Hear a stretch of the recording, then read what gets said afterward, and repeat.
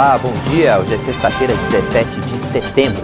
A gente vai mostrar que o IOF subiu para bancar o novo Bolsa Família. Vamos mostrar também que Campo Grande foi eleita a cidade mais segura do país. E a USP, a Universidade de São Paulo, ficou entre as melhores universidades do mundo na área da saúde.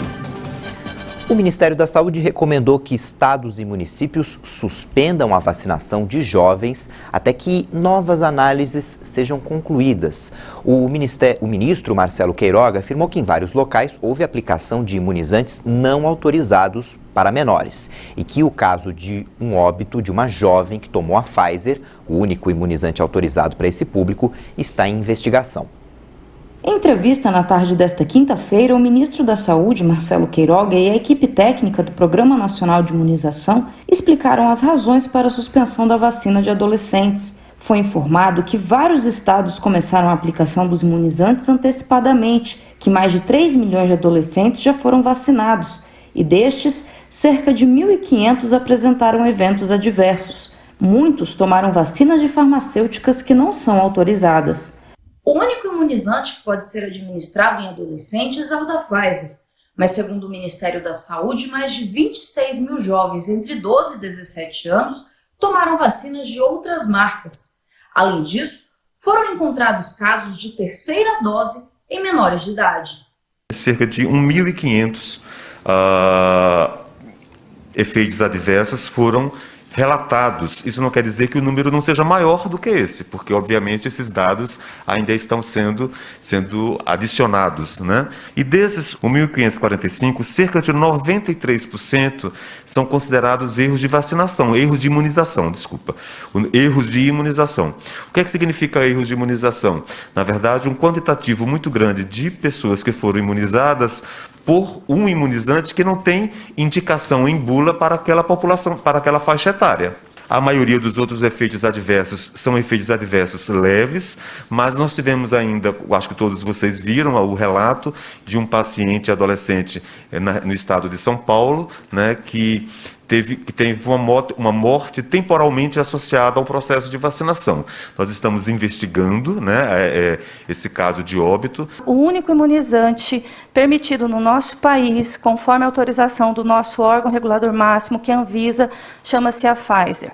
Houve essas aplicações conforme os nossos registros, né, sendo que o estado que mais aplicou em termos quantitativos foi o estado de São Paulo, com 1.325.385 doses, seguido do Rio de Janeiro, 384.449, Maranhão, Amazonas e assim sucessivamente. Outro espanto também que nos causou bastante é que nos registros também evidenciamos 9 adolescentes que foram vacinados com 3 doses, né?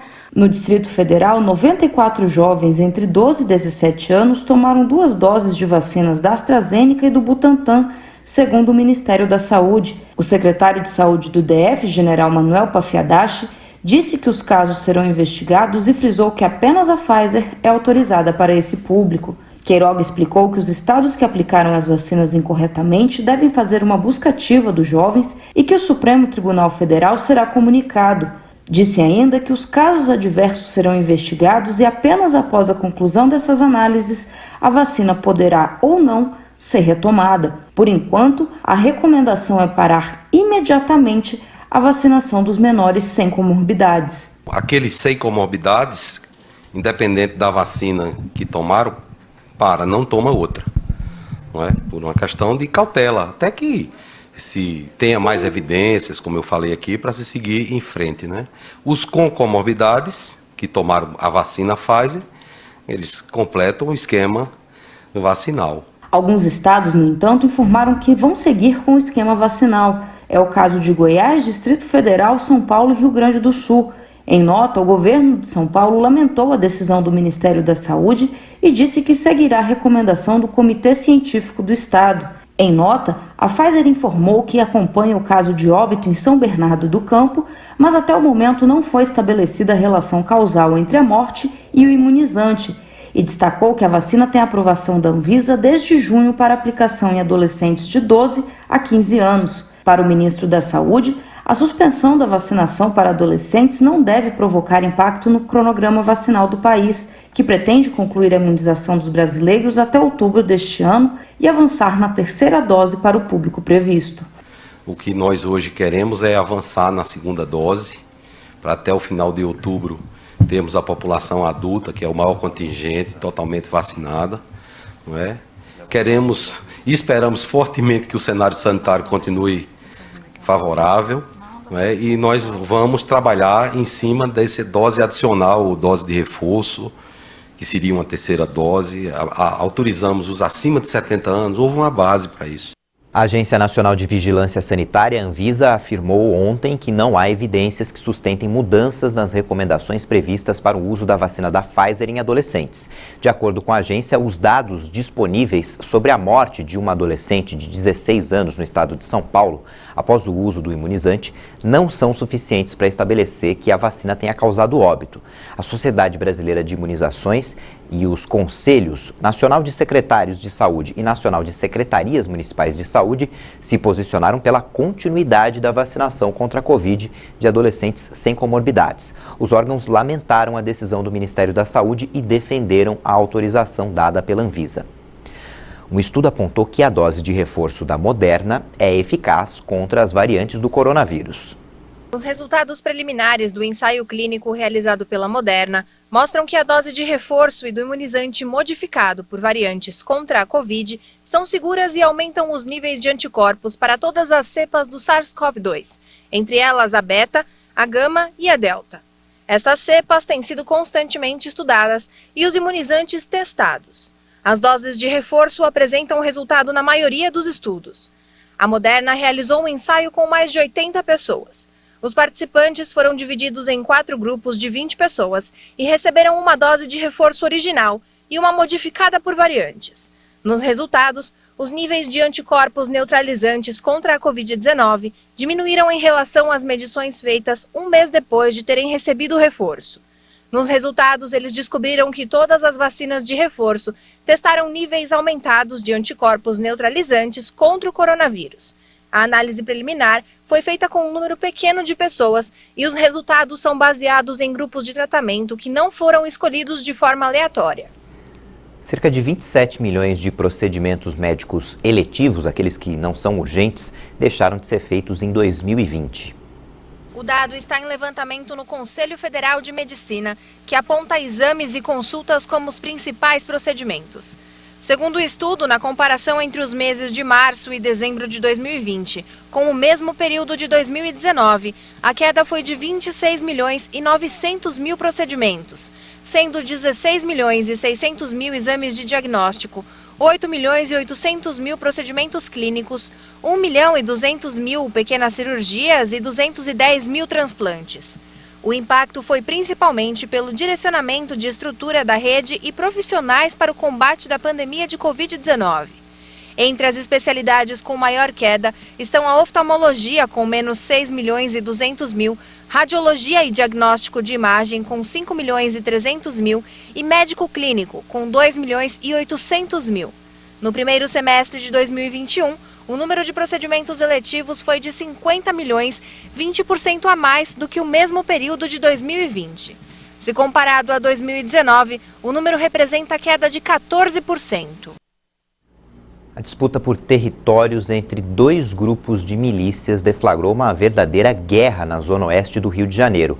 O policiamento precisou ser reforçado. Segundo a Polícia Militar, vários batalhões foram deslocados para a região. Pelo menos 7 vans foram incendiadas nos bairros de Campo Grande, Santa Cruz e Paciência. Áreas controladas por grupos milicianos que se dividiram recentemente após a morte do criminoso Wellington da Silva Braga, conhecido como Eco, baleado em confronto com a polícia em junho deste ano. Por conta da violência na região, empresas de transporte coletivo tiraram os ônibus de circulação, deixando a população com poucas alternativas. O corredor transoeste do BRT foi temporariamente interrompido, afetando 2 linhas de ônibus articulados, responsáveis pelo transporte de milhares de passageiros por dia. A área vem sofrendo com os reflexos de disputas territoriais entre facções criminosas. A Polícia Militar informou que o reforço do policiamento visa garantir o retorno do transporte coletivo, principalmente no fim do dia, quando os trabalhadores voltam para casa. A PM declarou ainda que as quadrilhas dos paramilitares de Eco, Tandera e Zinho extorquem dinheiro de moradores e comerciantes a fim de oferecer uma suposta segurança e exploram diversas atividades, como o sinal clandestino de internet e TV, o monopólio da venda de água e de gás e o transporte por vans. Segundo a PM, os ataques desta quinta-feira teriam partido de Tandera, que domina áreas da Baixa Fluminense como Seropédica e partes de Nova Iguaçu. O estopim para o confronto foi a execução na tarde desta quarta-feira de 2 pessoas na estrada de Madureira, na altura do bairro Dom Bosco, um dos redutos de Tandera em Nova Iguaçu. Em represália, Tandera ordenou que se incendiassem veículos na área de Zinho. Os milicianos atearam fogo em pelo menos 7 vans nos pontos da Praça da Alegria, em Campo Grande, em Paciência e Santa Cruz. Na invasão, uma terceira pessoa foi morta. Os nascidos em novembro que receberam a 5ª parcela do auxílio emergencial já podem sacar o dinheiro e fazer transferências a partir de hoje. O pagamento da 6ª parcela vai ser feito no dia 2 de outubro. O presidente Jair Bolsonaro editou um decreto para aumentar as alíquotas do IOF nas transações de crédito de pessoas jurídicas e físicas. Pensando no Auxílio Brasil, um novo programa social que irá substituir o Bolsa Família, o presidente Jair Bolsonaro editou um decreto para aumentar as alíquotas do Imposto sobre Operações Financeiras, o IOF. O intuito é custear esse novo benefício que, segundo informações do ministro da Economia, Paulo Guedes, deve ficar na faixa de R$ 300. Durante a tradicional transmissão semanal ao vivo pelas redes sociais, o presidente confirmou que vai comparecer à Assembleia Geral da ONU na próxima semana, em Nova York. Vou estar então a semana que vem na Assembleia Geral da ONU, vou fazer o discurso de abertura, um discurso tranquilo, bastante objetivo, focando os pontos que interessam para nós. E o que acontece? Você toma vacina para quê? Para ter anticorpos, não é isso? A minha taxa de anticorpos está lá em cima. Vamos ver como é que fica a previsão do tempo em algumas regiões nesse fim de semana. Em Salvador, capital da Bahia, a máxima hoje é de 26 graus. No final de semana, a temperatura se mantém com mínima de 23 no sábado e máxima de 27 graus no domingo. Em Belo Horizonte, em Minas Gerais, o tempo vai ficar um pouco mais quente, com máxima de 29 graus hoje. No fim de semana, a temperatura vai aumentar ainda mais, com máxima de 32 no sábado e mais ainda no domingo, 35 de máxima. Em Curitiba, no Paraná, no fim de semana, o sol vai aparecer entre nuvens, com máxima de 17 graus hoje. No domingo, vai esquentar um pouco e vai fazer máxima de 28 graus. Depois do intervalo, a gente atualiza os dados da Covid no Brasil e da vacinação também e vamos mostrar que Campo Grande, Mato Grosso do Sul, foi considerada a cidade mais segura do país. Até já!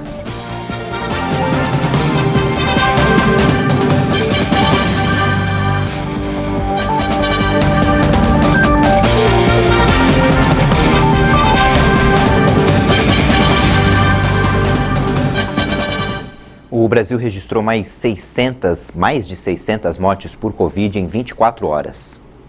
Foram confirmadas 643 mortes por coronavírus de um dia para o outro. O total subiu para 589.240 vítimas da doença.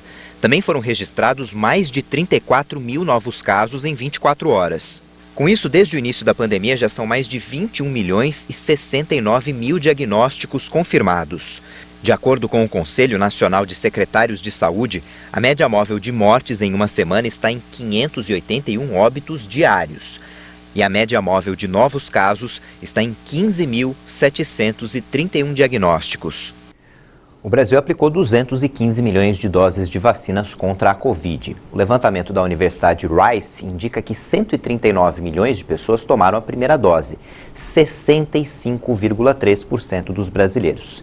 E quase 76 milhões tomaram a segunda dose ou dose única, o que representa 35,5% da população. A Universidade de São Paulo ocupa o 84º lugar no ranking das melhores universidades do mundo na área da saúde. Essa é a melhor colocação entre as instituições brasileiras. A lista foi divulgada pela revista Times Higher Education.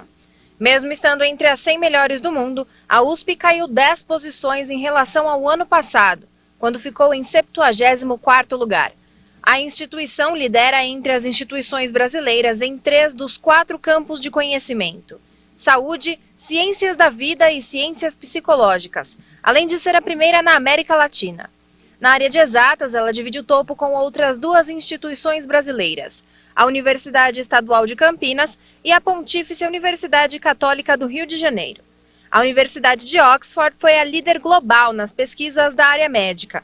A instituição foi responsável pelos estudos que, junto com a AstraZeneca, levaram à criação de uma vacina contra a Covid-19, a mais utilizada na campanha nacional de vacinação no Brasil. Para construir a lista, 13 critérios são utilizados. Entre eles estão a quantidade de citações em publicações acadêmicas, o grau de internacionalização, o ambiente de aprendizado e o volume de projetos de inovação. A Comissão Parlamentar de Inquérito da Covid pretendia ouvir na sessão de ontem o diretor executivo da Operadora de Saúde Prevent Senior, Pedro Benedito Batista Júnior, mas ele faltou à reunião, alegando que foi comunicado em cima da hora. A Comissão Parlamentar de Inquérito remarcou o depoimento do diretor executivo da Operadora de Saúde Prevent Senior, Pedro Benedito Batista Júnior, para a próxima quarta-feira. Pouco antes do começo da reunião, os senadores receberam do advogado do depoente um comunicado alegando que Batista Júnior não teve tempo suficiente para se programar, já que a intimação foi feita na quarta-feira. Os senadores viram a ausência como má-fé, já que o depoente buscou o Supremo para pedir um habeas corpus para garantir que pudesse ficar em silêncio em questões autoincriminatórias. Os senadores querem ouvir Pedro Benedito Batista Júnior para apurar se houve pressão para o tratamento precoce entre os médicos conveniados à Prevent Senior. O presidente da CPI, senador Omar Aziz, anunciou ainda que a comissão ouvirá o ministro da Controladoria Geral da República, Wagner Rosário, na terça-feira. Nesse momento, a Polícia Federal cumpre mandados de busca e apreensão em endereços ligados à Precisa Medicamentos, que intermediou negociações do governo com a Bharat Biotech a pedido da CPI da Covid. Esse pedido foi autorizado pelo ministro do Supremo Tribunal Federal, o ministro Dias Toffoli. Não só as torcidas das equipes classificadas para as semifinais da Copa do Brasil ficaram felizes com a classificação dos times, as diretorias também. Os cofres dos clubes estarão cheios com a premiação por causa do avanço na fase da competição. Cada time já garantiu mais 15 milhões de reais. Só que esse valor vai aumentar, claro, para a equipe que conquistar o título. Então estão na disputa Atlético Paranaense, Atlético Mineiro, Fortaleza e Flamengo. Ao todo, mais de 71 milhões de reais estão em jogo. A Copa do Brasil se mantém a cada ano como uma das competições mais rentáveis da América do Sul. Espaço, a tripulação da nave Inspiration 4, que está na órbita da Terra, conversou com Elon Musk. Os 4 turistas espaciais, todos americanos, viajaram 5,5 vezes ao redor da Terra, completaram sua primeira rodada de pesquisas científicas e desfrutaram de refeições antes de dormir, descreveu a SpaceX, a empresa de Elon Musk. O executivo tuitou que havia conversado pessoalmente com a tripulação e que todos estavam bem. Depois de acordar, eles poderão observar o espaço a partir da cúpula instalada na cápsula Dragon.